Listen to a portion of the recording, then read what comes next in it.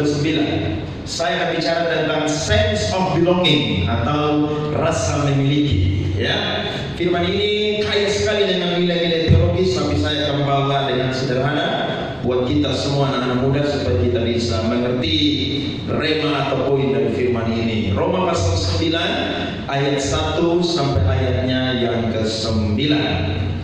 Oke, kalau sudah ketemu baca bergantian. Saya mulai. Aku mengatakan kebenaran dalam Kristus, aku tidak berdusta. Suara hatiku turut bersaksi dalam Roh Kudus. Ayat 2. Bahkan aku mau terkutuk dan terpisah dari Kristus demi saudara-saudaraku, kaum sebangsaku secara jasmani.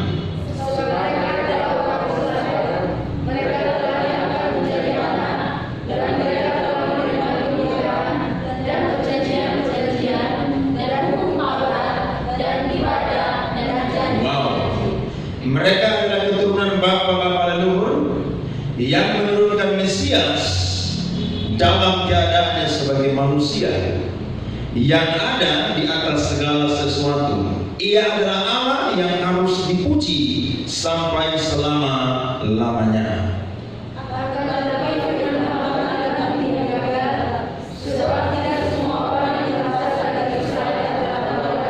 Amin.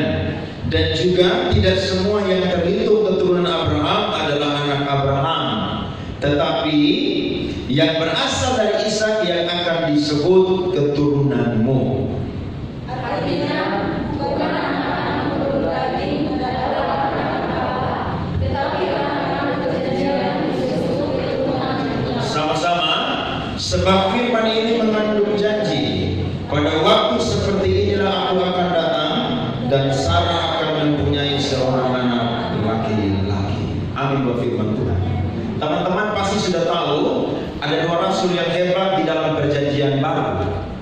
Yang pertama adalah Petrus, kemudian rasul yang kedua adalah Rasul Paulus. Banyak yang luar biasa, tapi yang dicatat di dalam perjanjian baru yang melakukan banyak sekali pelayanan dan juga perkara-perkara mujizat yang luar biasa adalah Petrus dan juga Rasul Paulus.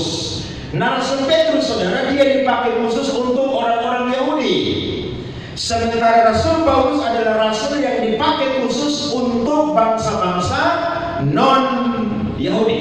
Saya ulangi sekali lagi, Rasul Petrus dipakai untuk melayani bangsa Yahudi. Sementara Rasul Paulus dipakai oleh Tuhan untuk melayani bangsa non-Yahudi. Tapi saudara-saudara, Rasul Paulus ini adalah orang yang sungguh-sungguh luar biasa, karena walaupun dia dipakai oleh Tuhan untuk melayani bangsa non-Yahudi, tapi dia punya kerinduan yang luar biasa supaya bangsanya sendiri, yakni bangsa Yahudi, mereka itu adalah orang-orang yang bisa menerima keselamatan di dalam Yesus Kristus.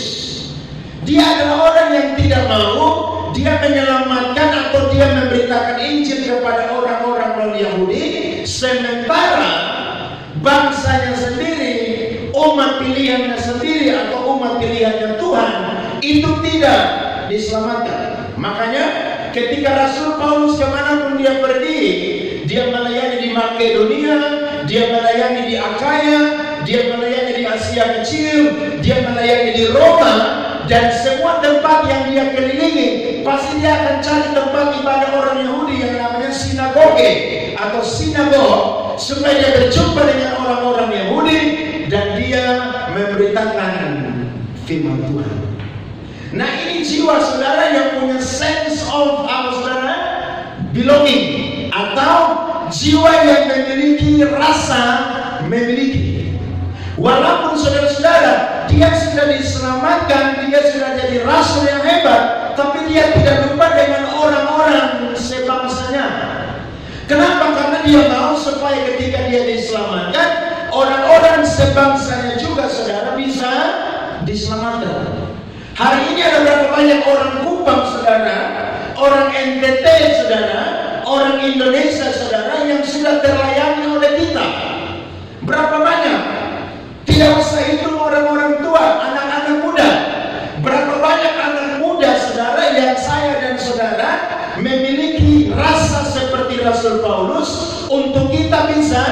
memberitakan firman Tuhan kepada mereka. Jangan sampai kita sesama orang NTT, sesama orang Indonesia, tapi saya dan saudara tidak memiliki rasa seperti Rasul Paulus. Karena ingat, satu bangsa atau sebuah bangsa itu dipilih oleh Tuhan. Tapi tidak semua orang di dalam bangsa itu menjadi umat pilihan Tuhan.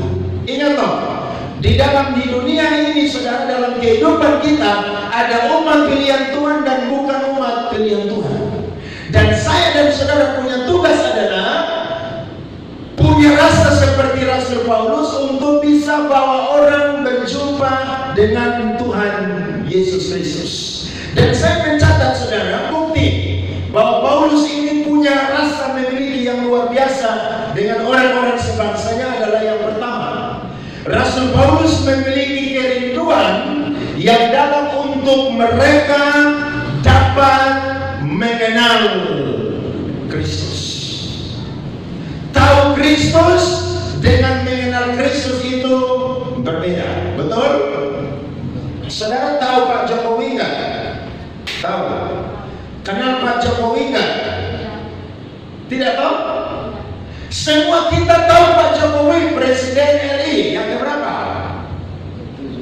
Ketujuh. Sampai saudara tidak tahu berarti saudara sekolah ulang SD.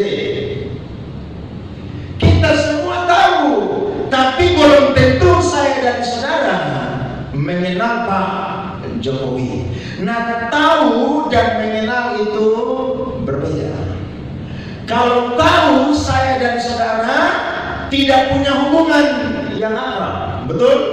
Tapi kalau mengenal, saya yakin saya dan saudara punya hubungan yang akrab. Saudara tahu temanmu di kantor atau di kampus, adik semester atau kakak semester. Tapi kalau saudara tidak mengenal dia, saya yakin saudara tidak bisa punya hubungan yang dekat dengan dia. Saudara tidak mungkin tahu apa selera dia, rumah dia di mana, makanan kesukaannya apa, dia suku mana, dan juga cita-cita yang mau jadi apa. Karena saudara cuma tahu bahwa dia adalah kakak semester atau adik semester. Tapi kalau saudara kenal dia, saya yakin dia pun juga akan kenal saudara. Betul? Nah, orang Yahudi saudara, mereka ini menganggap mereka ini sudah mengenal Allah, padahal sebenarnya mereka itu belum mengenal Allah. Nah, kerinduan Paulus adalah dia mau supaya orang-orang sebangsanya adalah orang-orang yang bukan hanya tahu tentang Kristus, tapi mereka pun juga adalah orang-orang yang bisa mengenal Kristus. Jadi betul ya, mengenal dan mengetahui itu beda. Saudara mengetahui, oke, tapi belum tentu saudara mengenal. Nah, Paulus saudara dia punya soul care. Soul care itu jiwa yang sangat peduli. Dia berkata, bilang apa tadi di sana saudara, firman Tuhan ayatnya yang ke-3. Bahkan aku mau terkutuk dan apa saudara? Terpisah dari Kristus demi apa? Bayangkan saudara, ini orang punya soul care ini luar biasa. Dia punya jiwa yang peduli ini sangat luar biasa. Makanya kenapa saya selalu ingatkan saudara sebagai anak-anak muda, kalau ada anak-anak muda yang datang ke gereja di sini, saudara tidak boleh cuek, tidak boleh. Bagian kita adalah peduli dengan mereka yang datang. Karena mereka bisa ada sampai di gereja ini, saudara ikut ibadah pemuda, mereka bisa ikut ibadah umum, itu bukan kebetulan. Saudara harus sadar, orang datang ke gereja itu bukan kebetulan. Amin. Walaupun teman yang mengajak dia, tapi kalau bukan Tuhan yang jamah di saya yakin dia tidak akan mau datang ke gereja. Makanya saya selalu ingatkan, kita harus care. Kalau yang datang perempuan, saudara yang perempuan, habis ibadah ngobrol, selamat datang kak, adek, ya, makasih sudah datang di ibadah malam hari ini, ibadah pemuda, makasih sudah datang di ibadah hari ini, hari Minggu, nama siapa, tinggal di mana, kuliah atau kerja di mana. Saudara bangun hubungan. Karena ingat, khotbah punya dampak itu cuma 25%. Berapa persen, saudara? Jadi pendeta sekali bersama pun juga khotbahnya dia cuma berdampak 25%. Sisanya adalah apa? Membangun hubungan. Jangan saudara pulang, saudara sibuk dengan pekerjaan saudara, kuliah saudara, dengan masa depan saudara, tanpa saudara peduli dengan orang yang datang. Karena penerimaan itu dibutuhkan oleh semua manusia. Amin. Coba saudara datang ke satu tempat, orang cuek dengan saudara. Kira-kira saudara mau pergi lagi minggu depan? Tidak mungkin. Walaupun di situ makan enak, walaupun di situ pujian bagus, walaupun di situ musik bagus, walaupun di situ pendeta yang keren, tapi kalau orang datang atau saudara pergi dan tidak ada satu orang pun yang menghampiri saudara, tanya saudara, kasih salam saudara, minta nomor handphone saudara, kan ingin bangun hubungan, saya yakin saudara pakai bahasa Alkitab apa saudara? Kebaskan debu. Mengerti kebaskan debu? Artinya tidak akan datang lagi ke tempat itu. Terus pertanyaannya bagaimana? Kalau mereka itu tidak mau diinjili atau tidak mau dipedulikan. Paulus kasih firman Tuhan di sana saudara, luar biasa. Orang-orang Yahudi punya hak istimewa dari Tuhan yang luar biasa. Lihat, sebab mereka adalah orang Israel. Mereka telah diangkat menjadi anak. Mereka telah menerima apa saudara? Kemuliaan dan perjanjian-perjanjian dan hukum Taurat dan ibadah dan janji-janji. Mereka adalah keturunan siapa saudara? Bapa-bapa leluhur yang menurunkan Mesias dalam keadaannya sebagai manusia yang ada di atas segala sesuatu. Ia adalah Allah yang harus dipuji sampai selama-lamanya. Amin. Ini ibarat kalau bahasa sekarang, mereka ini Kristen keturunan. Jadi dari opa, dari mama, dari papa sampai kepada mereka itu Kristen total 100%. Tapi saudara-saudara, belum tentu orang yang lain dari keluarga yang mayoritas Kristen dia sudah mengenal Tuhan. Amin. Ada begitu banyak anak muda yang hidupnya sebagai anak muda yang hidup kekristenannya agamawi. Dia cuma tahu Tuhan tapi dia tidak kenal Tuhan. Makanya ketika Yesus berjumpa dengan perempuan Samaria yang berdosa, Yesus bilang, hari ini engkau tidak akan menyembah lagi di Gunung Gerizim, bahkan engkau tidak akan menyembah lagi di Yerusalem, sebab sudah tiba waktunya penyembah-penyembah yang benar akan menyembah Bapa di dalam roh dan kebenaran. Amin. Jadi Kristen itu jangan agamawi. Hari Minggu itu hari apa? Gereja. Berarti kalau hari Minggu harus pergi ke gereja. Kalau tidak pergi ke gereja, pasti saudara dimarah-marah tuh. Tapi hari Minggu bukan sekedar hari datang ke gereja, tapi hari Minggu adalah hari perjumpaan dengan Tuhan. Amin. Lu ada banyak orang datang ke gereja tidak ketemu Tuhan di gereja. Kenapa? Karena walaupun badannya, tubuhnya ada di gereja, tapi pikiran jiwanya melayang kemana-mana. Betul gak? Makanya tidak heran ada banyak orang datang ibadah, sebelum masuk gereja matikan rokok dalam gereja. Nanti keluar gereja, kios samping gereja, beli rokok lagi, tarik rokok. Nah itu Kristen agamawi. Dia datang ke gereja cuma absen. Dia bukan absen di Tuhan, tapi absen di siapa? Pendeta. Karena kalau sampai tidak datang, pendeta akan cari.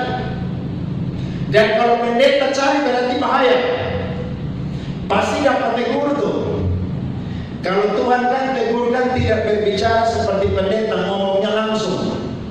Tapi kalau Tuhan tegur tuh pasti lewat banyak hal. Nah saya dan saudara belajar seperti Rasul Paulus. Dia punya soul care yang luar biasa. Dia punya jiwa yang sangat peduli dengan orang-orang sebangsanya.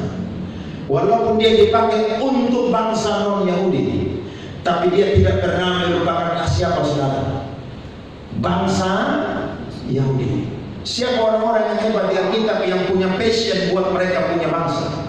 Nehemia. Betul saudara? Nehemia itu siapa? Juru minum rajin. Tapi ketika dia dengar tembok Israel saudara sudah runtuh, ketika dia dengar itu, apakah dia berdiam diri saudara? Tidak. Justru raja lihat mukanya sangat sedih. Dan ketika raja tanya kepada dia berkata bahwa masakan saya bersuka cita di tempat ini dan mendengar saudara-saudaraku sedang mengalami kesusahan di bangsa mereka. Maka dia minta izin kepada raja, dan akhirnya dia pulang. Bangun apa saudara? Bangun tembok. Saudara yakin saudara dan saya ini orang-orang perantau? Yakin atau tidak? Saudara, di dunia ini perantau. Rasul Petrus bilang dalam surat 1 Petrus, saya dan saudara ini menumpang di dunia ini.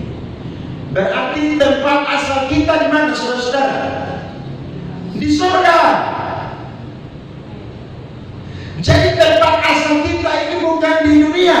Tuhan tempatkan kita di dunia ini untuk berkarya bagi Tuhan. Setelah sudah selesai karya yang kita buat untuk Tuhan, maka kita berangkat pulang. Makanya ada satu lagu Pentakosta lama bunyinya apa? Di seberang sana. Betul lah? Betul ya? Itu orang Pentakosta kalau kubur orang mati pasti nyanyi lagu itu. Kenapa? Karena daerah asal kita bukan di Kupang, NTT, Indonesia, tapi daerah asal kita di mana saudara? Surga.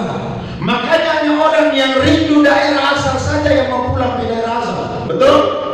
Kalau dia tidak rindu daerah asal, dia bilang biar saya tinggal di sini saja. Dia tidak sadar bahwa ini dunia akan dihancurkan oleh Tuhan ketika Yesus Kristus datang yang kedua kali. Amin. Makanya saya dan saudara harus punya jiwa yang peduli. Terus bagaimana keadaan kalau mereka tidak mau mendengar firman Tuhan? Lihat firman Tuhan bilang ayat 6 di sana bilang apa?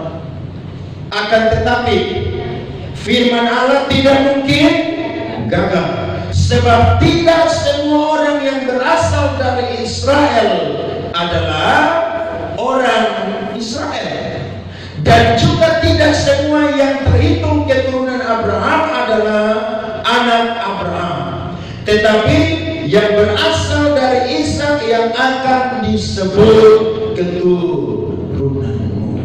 Jadi tidak semua orang Israel itu Tuhan selamatkan. Tuhan tidak akan selamatkan karena mereka adalah bangsa-bangsa yang tegak tengkuk. Buktinya yang keluar dari Mesir itu kurang lebih 600.000 orang dewasa, tapi yang mati usia 20 tahun ke atas. Betul? Karena mereka menyakiti hati Tuhan di padang gurun. Yang masuk itu usia 20 tahun ke bawah.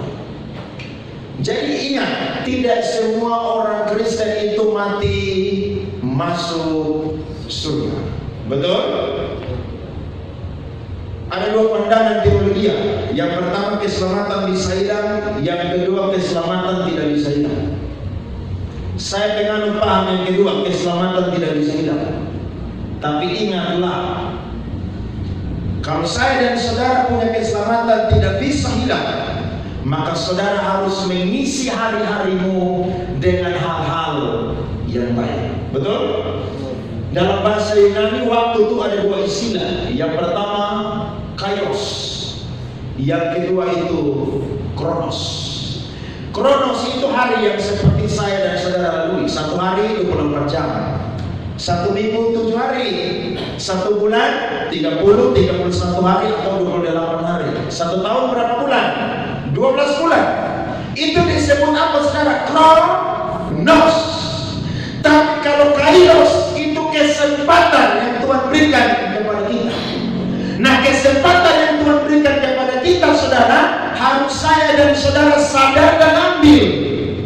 Kalau tidak saudara, maka tiba waktunya saya dan saudara tutup usia, saya dan saudara tidak bisa bikin sesuatu untuk Tuhan. Makanya lagu pujian bilang hidup ini adalah kesempatan. Selama masih hidup, saudara pakai untuk melayani Tuhan. Selama masih hidup, saya dan saudara diberikan kesempatan iring Tuhan, berkarya untuk Tuhan. Jangan kejar cita-cita kuliah sampai setinggi langit, padahal saya dan saudara tidak bikin sesuatu untuk Tuhan. Saudara ingat Ayub? Ingat ya, semua ingat Ayub ya.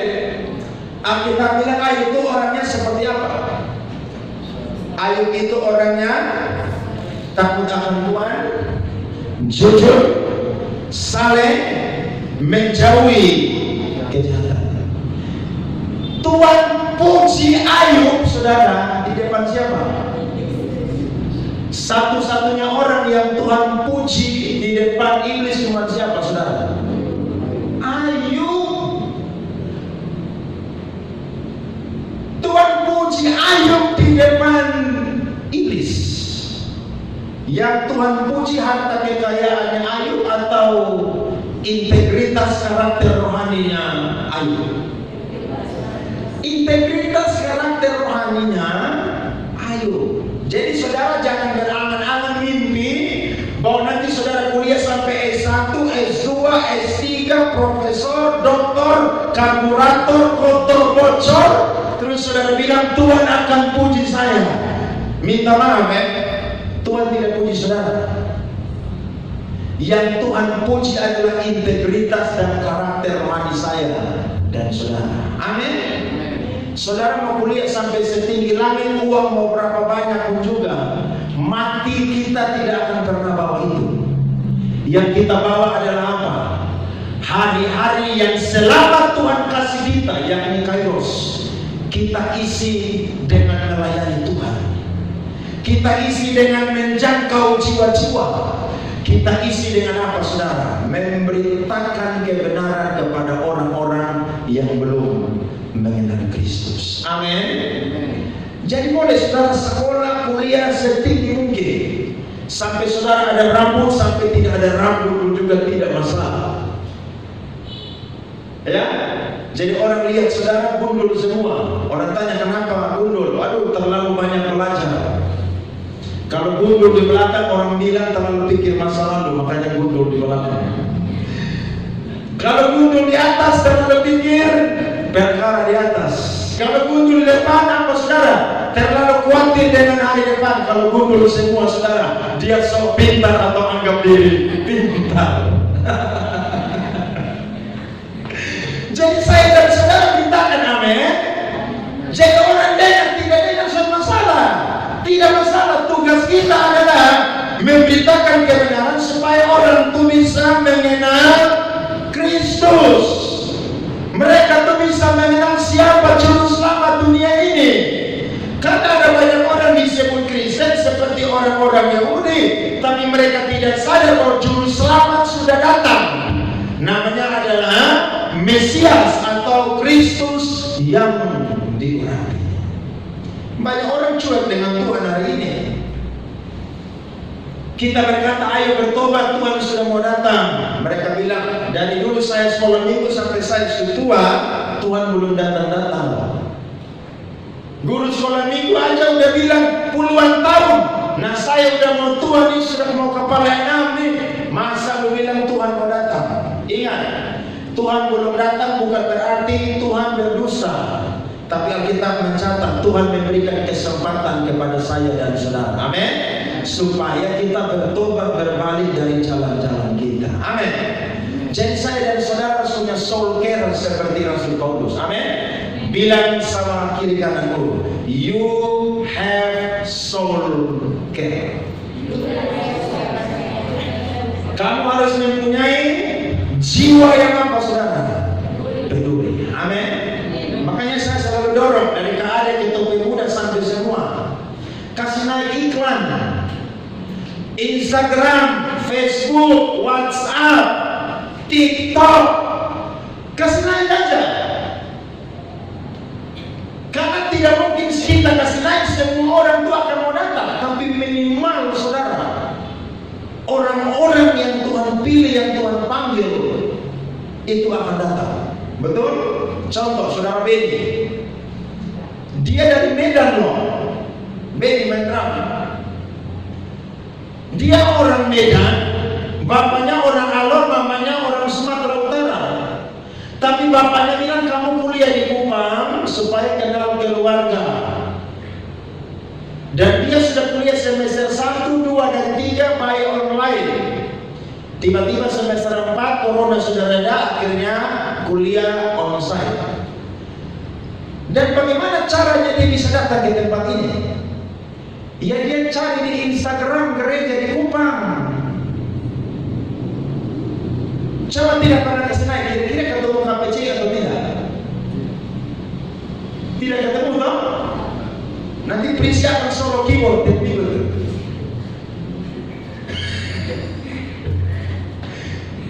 Saya tahu supaya dia tidak solo keyboard sampai Tuhan datang kedua kali.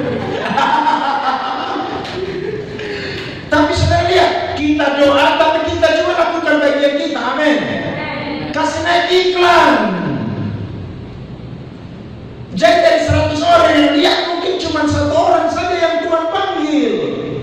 Ingatlah, Tuhan tidak cuma pakai satu gereja di dunia ini untuk menyelamatkan jiwa-jiwa. Tuhan pakai semua gereja dan pakai semua hamba Tuhan. Jadi tidak mungkin kota Kupang ini hanya Tuhan pakai KPC untuk menangkan ini jiwa-jiwa di kota ini, tidak. Semua gereja Tuhan pakai untuk menangkan jiwa-jiwa di kota ini, amin. Tapi saya dan saudara punya tugas adalah share, promosi. Saudara lihat sales kan, Kaela, Merle itu para sales. Coba tanya mereka, sales itu tidak akan kasih kesempatan buat orang baru ngomong, lo ya sales, marketing, coba tanya orang marketing itu. Mereka punya produk tidak bagus, mereka bilang the best. Tidak ada orang jual barang dia bilang dia barang jelek, betul? Betul atau tidak? Saudara rambut rontok pakai sampo ini, besok rambutmu tidak akan rontok lagi. Percaya atau tidak? Tidak percaya tapi gara-gara ini sales marketing jelek. Wah, saudara tidak bisa betul, lebih saudara beri dan sudah pulang saudara. Lebih berjalan. Lo ya. Nah, cara-cara ini pun juga dipakai oleh orang-orang ajaran sesat. Mereka tuh ngomong. Makanya ajaran sesat semakin banyak merajalela di mana-mana. Karena mereka punya pengikut orang-orang kunci itu yang mereka utus. Mereka tidak mau tahu, lu udah Kristen kan, belum Kristen, agama apapun. Intinya ketika saya jumpa dengan kamu harus dengar pengajaran saya. Nah, Paulus ini saudara dia bongkar pengajaran bangsa Yahudi. Mereka menganggap bahwa dengan bersunat mereka diselamatkan, dengan melakukan adat istiadat nenek moyang mereka diselamatkan, dengan melakukan hukum Taurat mereka diselamatkan. Padahal mereka lupa bahwa ketika Yesus mati di kayu salib, semua orang yang percaya diselamatkan oleh Tuhan Yesus Kristus. Amin. Makanya orang kalau tidak punya darah Yesus, dia tidak akan diselamatkan. Tapi kalau dia punya darah Yesus, Alkitab menjamin dia akan memiliki keselamatan di dalam kehidupan. Amin. Jadi malam hari ini yang pertama, saya dan saudara harus memiliki kerinduan yang dalam untuk jiwa-jiwa supaya mereka bisa mengenal Tuhan Yesus Kristus. Tidak usah doa mulu-mulu, Tuhan pakai saya, utus saya ke Amerika Serikat. Loh, Tuhan tidak akan utus saya dan saudara kalau saya dan saudara tidak lulus melayani di kota Kupang. Amin. Kalau melayani di Camplong aja tidak lulus, Tuhan tidak akan utus, tidak bisa. Loh iya, Kupang, Camplong, Soe, Keba, Atabuas, Sumba, Alor, Flores aja, Hotel Sabu tidak lulus, bagaimana Tuhan mau utus kamu pergi ke sana? Tidak bisa. Ingat, rumus Alkitab itu setiap perkara kecil Tuhan kasih apa? Perkara besar. Tidak mungkin saudara pergi ke kantor, saudara kampus tangga ada 50 tangga, saudara langsung lompat tangga ke-5. Saya yakin sampai tangga 15 saudara mundur belakang dan taman tinggi orang Kupang bilang. Kenapa? Karena saudara paksa naik lantai tangga ke-5, harusnya satu-satu ikuti turunnya.